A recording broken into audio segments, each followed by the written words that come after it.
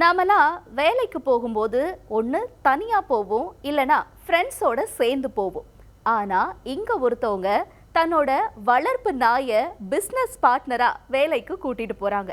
சமீபத்தில் கூட இவங்களோட வீடியோ இணையத்தில் பயங்கர ட்ரெண்ட் ஆச்சு. ஸோ இன்னைக்கு அவங்கள தான் நாம் மீட் பண்ண போகிறோம் இணையராணி பகுதி மூலமாக.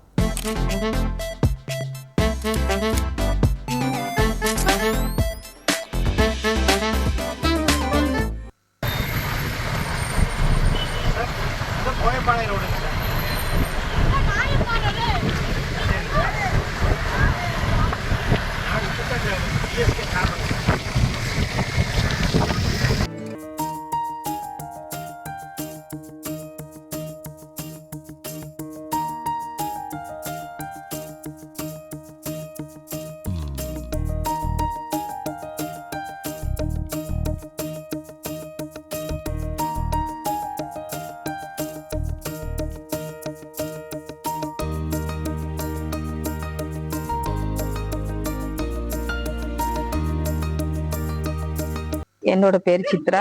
நான் திருப்பூர் அனுப்பூர்பாளையத்தில் இருக்கிறேன். டெய்லி சந்தை வியாபாரம் தான் எங்கள் வியாபாரம். கடலை, நெல்லிக்காய், பட்டாணி இந்த மாதிரி வியாபாரம் பார்க்குறோம். சின்ன சின்ன தொழில் செய்கிறோம். இது என்னோட செல்ல பிள்ளை ஜூலி, இது என்னோட செல்ல பையன் டேனி. இவங்க ரெண்டு பேரும் தான் என் பொண்ணுகளுக்கும் எங்களுக்கும் ஒரு வீட்டில் ஒரு மெம்பர்ஸ் மாதிரி ரொம்ப பாதுகாப்பாக இருக்காங்க. எனக்கு ஹஸ்பண்டு கிடையாது. ரொம்ப காலமாக இவங்களோட அரவணைப்பில் தான் எங்கள் பிள்ளைகள் இருந்துச்சு. எங்க வீட்டுல ஏதோ என்ன நடந்தாலும் சரி இவங்களை விட்டு நாங்க பிரிய மாட்டோம். எங்க போனாலும் கூடயே கூட்டிட்டு போயிடுவோம். ஹாய், என்னோட பேரு டானி.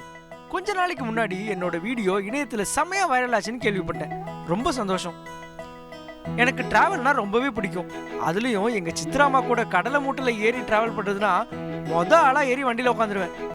திங்கக்கிழமை லட்சுமி தேட்டரு, செவ்வாய்க்கிழமை சாமுண்டிபுரம், புதன்கிழமை அவினாசி, அப்புறம் வியாழக்கிழமை சாய்பாபா கோயில், வெள்ளிக்கிழமை ரங்கநாதபுரம், ஞாயிற்றுக்கிழமை வேளாம்பாளையம் சந்தை.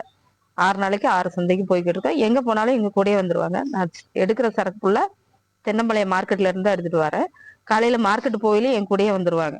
வைரலான வீடியோ நாங்கள் மார்க்கெட் போயிட்டு வரும்போது அவங்க எடுத்தது எங்களுக்கு தெரியாது. நான் மேக்சிமம் செல்லில் பார்த்து தான் நானே பார்த்து இந்த மாதிரி வந்திருக்குன்னு என் ஃப்ரெண்ட்ஸ் தான் எனக்கு ஷேர் பண்ணி விட்டாங்க.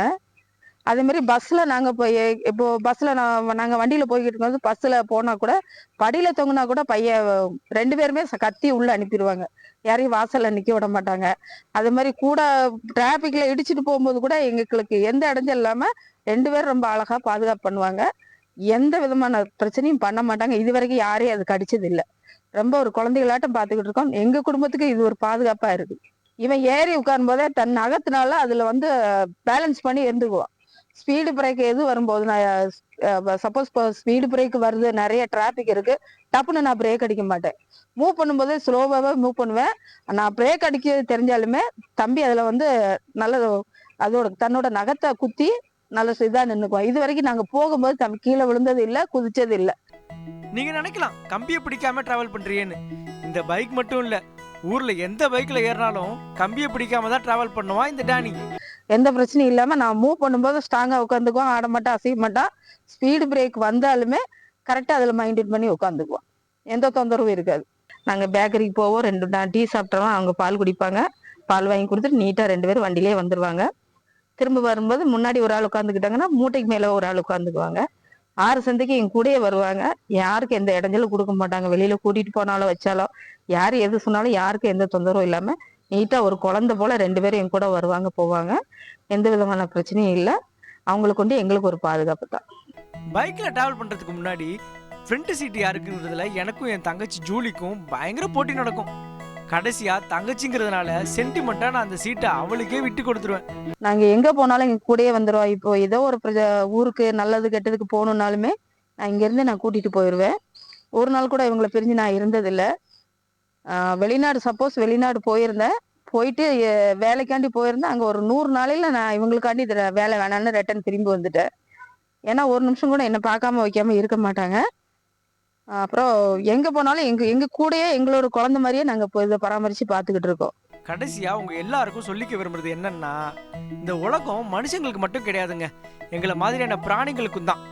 அதனால உங்க வீட்லயும் என்ன மாதிரியான செல்ல பிராணிகள் இருந்தாங்கன்னா அவங்கள வீட்டிலேயே கட்டி போட்டு தனிமைப்படுத்தாம வெளியில கூட்டிட்டு போய் இந்த உலகத்தை ரசிக்க வைங்க.